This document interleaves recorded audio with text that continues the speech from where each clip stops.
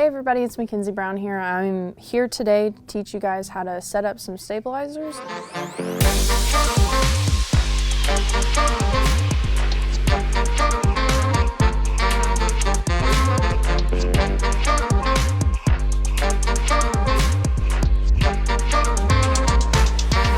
What we're going to do is we're going to teach you how to balance your bow and kind of the purpose of stabilizers as well, from a beginner stage and all the way up to an Olympic Recurve setting. So the first thing we're going to do is we're going to take everything out of the package. Okay, so what we've got here are some Shrewd Revel stabilizers. So this is a 28-inch stabilizer, and these are both 12-inch stabilizers. We've also got some extensions here, so we've got a 3-inch and a 4-inch. We've also got the Riot V-bar mount. This is going to be a V-bar mount that I helped design with Shrewd.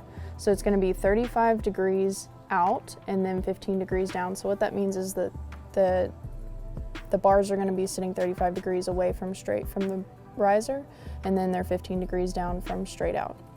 And then we've got some weights here. So what we're going to do is pretty much set up a bow from bare bones, and I'm going to teach you guys what's really important when setting up some stabilizers. The first thing I'm going to do is I'm going to actually take my bow here. So there's nothing in the stabilizer hole right now, but the first thing we're going to do is we're going to put an extension in, and this is, when setting up stabilizers, this is 100% preference. None of these are clear defined rules on how to put stabilizers on, or which direction or weight distribution, but these are some things that I look for that make stabilizers perform well for me. So personally, I like to use a 3-inch extension. Currently on my own setup, I don't use an extension because I personally like an eye bolt straight out of the bow, but for this one we've got the Rex extension, so we're going to put that in and make sure that's nice and snug. So something on this Rex extension that's really nice is it's got this collar on the top, and what that does is it sits flat up against any V-bar mount that you put in it. So if you put this V-bar mount there, it's going to sit real nice like this. So it's going to be flat, and you know it's going to be in the same position every time. So if that V-bar comes loose a little bit, it's still going to sit in the right position. The other nice thing about these is that they have a hole that goes right through the extension. So those are really nice to be able to really crank down with some Allen keys, which is what I'm going to use today. I'm going to use a little bit thicker one, the 5/32, and set that through and make sure that that's nice and snug onto my riser. So the next step for me is to move that collar we talked about.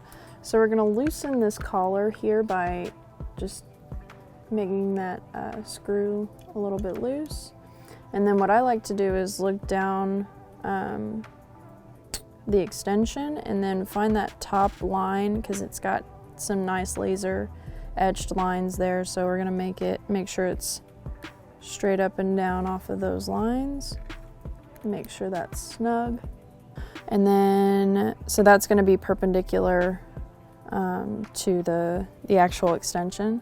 Then we're going to take the extension we talked about, and what you're going to do is you're going to make sure that the angle that is closest to you goes on the top so that those stabilizers face down.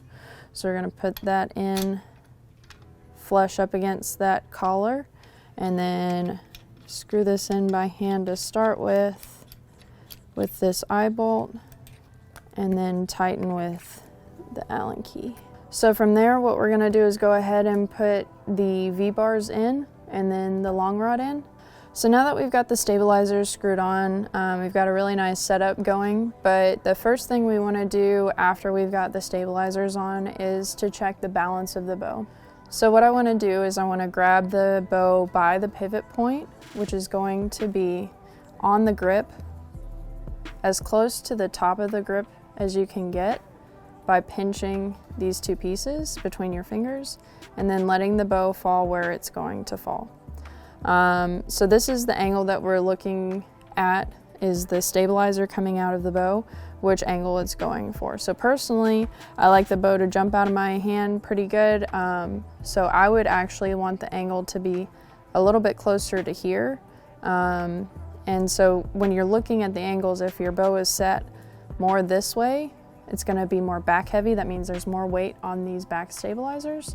And then also in the adverse, you're going to have, if there's too much weight on the front end, you're going to have the bow more up and down. So for me to adjust my bow how it is now to be a little bit more front heavy, I would go ahead and work on the stabilizer, like what we talked about. We want the bow to jump forward, so I'm going to add a little bit of weight to this front rod. So what I'm going to do is I'm going to go ahead and add a weight to the end of the stabilizer. These are really nice end caps that Shrewd has made, and these are basically just for show, but I like everything to look really nice, so I use the end caps. So we're going to go ahead and add this weight to the stabilizers. This weight is 2 ounces, but they also come in multitude of weights and varied sizes, so just make sure that you're paying attention to what you're ordering for your specific needs. I would recommend only moving your weights 1 to 2 ounces at a time. If you add more than that, what you're running the risk of is too much movement and then you don't know where to go back to. So be careful when moving too much weight, especially for a younger archer. They may not be ready to move more than just 1 or 2 ounces at a time, so be careful when considering to move up in weight. These weights come in a varying size and weight, so make sure you're paying attention when you're adding weights on. So if you aren't sure what you've got in your hands, make sure you check out the Shrewd website or Lancaster Archery Supply, and they will tell you exactly what you have and where to get more. So we're going to go ahead and add this 2 ounce weight to the end, and make sure that's nice and snug, just like that. And then we're going to go ahead and add that end cap back in just for looks. And then we're ready to put this back on the bow. So now that we've added that extra 2 ounces, the bow is sitting just like I like it. So again, that stabilizer is a little bit pointed more towards the ground. This is going to be a really nice reacting bow. It's also going to just jump out of my hand, which is what I like. It's also going to have a pretty good balance left and right for, you've got the offset of the sight as well as the lack of sight window. So you're just going to find what works for you. For me personally, I usually have everything balanced evenly on the side rods. A lot of people like to offset that sight and add a little bit more weight on the left side. Just see what sits in your hand right. I don't think that you really need to adjust too much for the sight, just because everything's really nicely balanced. But if you do feel like you cant your bow to the right for a right-handed archer, to the left for a left-handed archer, that may be a cause to add a little bit more weight to offset that sight. So now that we've gone over the top end of the recurve spectrum, we're going to go ahead and go over what you can use on a beginner setup. All of these components are compatible with a beginner setup, but what I recommend starting with is just the long stabilizer, and then you can move up to a V-bar mount. For the beginner setup, we're going to start with just the long rod out of the front of the bow. So what we're going to do is we're going to take that bow, and the difference between a beginner setup and, say, my bow, the mass weight is not going to be as heavy, so you're going to need less weight on the front of the bow. So the stabilizer may not be nearly as heavy as what I would use on my recurve setup, or my Olympic recurve setup. So we're going to go with the factory set 2 weights on the end, so that's going to be about 4 ounces. But also remember that with this A-bomb, it's going to add just a little bit more weight as well. So it's not just 4 ounces, it's going to be a little bit more with that A-bomb. So this bow is probably going to be really top heavy. Still the same method of putting your fingers on the pivot point and seeing where the bow lines up. So like I mentioned before, the stabilizer is straight towards the ground, so that bow is just going to fly out of your hand straight forward. So if you're not using a finger sling, this would be a bow you would have to hold on to when you shoot it. So what I would do with this bow, if I was setting this up for one of my archers, I would take another one of these weights off. So I'm going to go ahead and do that. So now on the stabilizer, we've just got 1 2-ounce weight and then the A-bomb and the end cap. So we're gonna go ahead and test that and see where that balances out. And that's much more manageable for a beginner archer.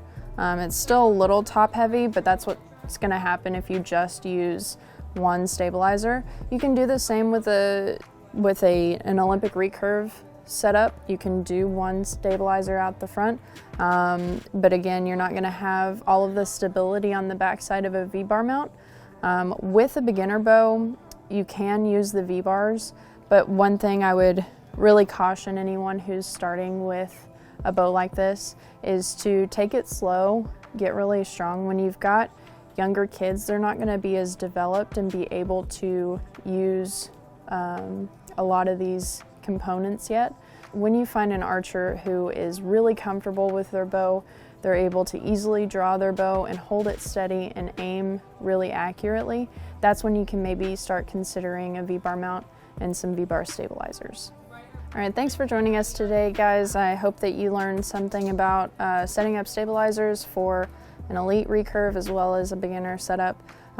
So again, if you have any questions or any information, definitely call our tech experts, and they will give you all the information that they've got on stabilizers. Make sure you check out Lancaster's website as well as Shrewd's website. They're one of my sponsors, so go and give them some love. So thank you guys for joining us today. If you like this video, make sure you hit the like button. Also subscribe to Lancaster Archery's YouTube page, and make sure you hit that notification bell so you get notified when there's more videos coming out.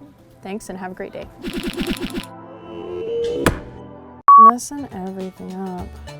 Leave the archery stuff to me. Oh, thanks. I mean, I think you hit it all. Pro timing.